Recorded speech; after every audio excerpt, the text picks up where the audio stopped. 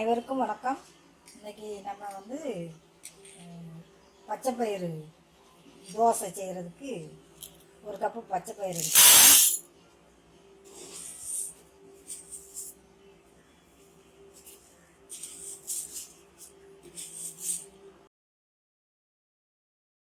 அதே அளவில் ஒரு கப்பு மாவு பச்சரிசி எடுத்துருக்கேன். ரெண்டையும் நம்ம ஊற வச்சுக்குவோம். இப்போ நம்ம இதை நல்லா அலசி எடுத்து ஒரு 6 மணி நேரம் ஊற வச்சுக்குவோம். 5-6 மணி நேரம் ஊறினா போதும், அரைச்சி தோசை ஊற்றிடுவோம். இப்போ நமக்கு வந்து பச்சை பயிறு நல்லா ஊறிடுச்சு. நசுக்குனா இப்படி நசுங்கணும். நல்லா நசுங்கப்படுத்து. நம்ம இப்போ அரைச்சி எடுத்துக்கிடுவோம். மிக்ஸி கிண்ணத்தில் போட்டுக்கிடுவோம்.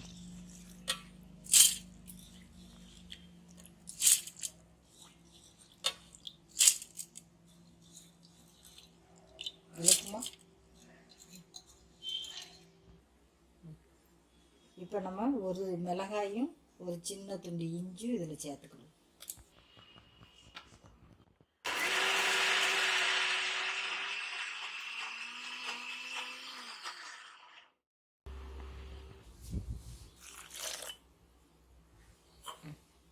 கொஞ்சமாக தேங்காய் பால் சேர்த்துக்கணும்.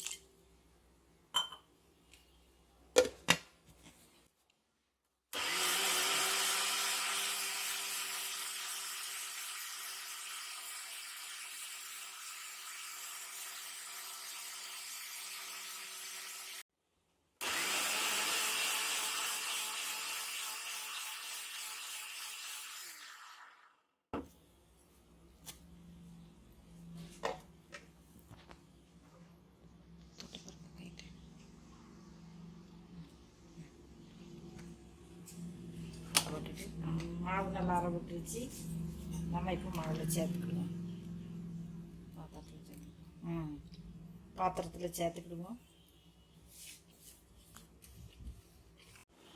இப்போ நம்ம இதுக்கு உப்பு சேர்த்துக்கிடுவோம், தேவையான உப்பு.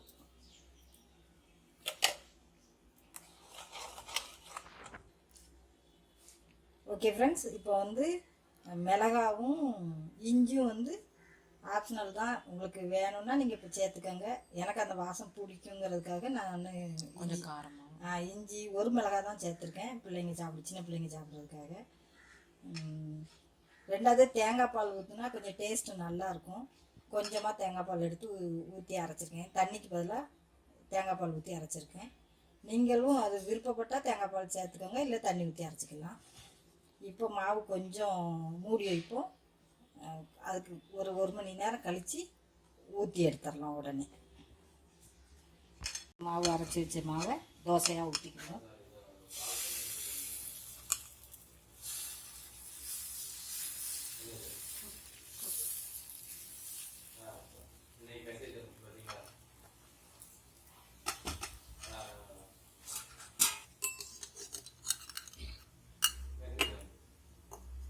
லேசாக ஆயில் சேர்த்து திருப்பி போட்டு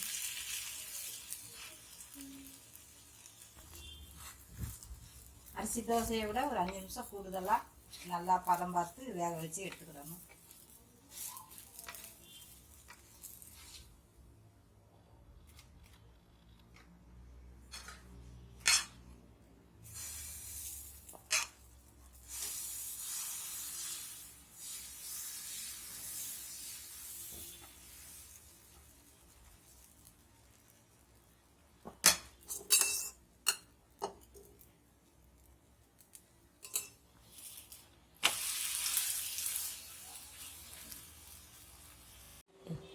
ஓகே ஃப்ரெண்ட்ஸ், இப்போ நமக்கு வந்து பச்சை பயிறு சத்தான தோசை ரெடி ஆயிடுச்சு.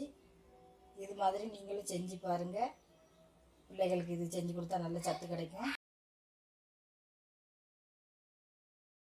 நம்ம சேனலை சப்போர்ட் பண்ணுங்கள், சப்ஸ்கிரைப் பண்ணுங்கள், லைக் பண்ணுங்கள், ஷேர் பண்ணுங்கள். ஓகே ஃப்ரெண்ட்ஸ், அடுத்த வீடியோவில் மீட் பண்ணுவோம். தேங்க்யூ.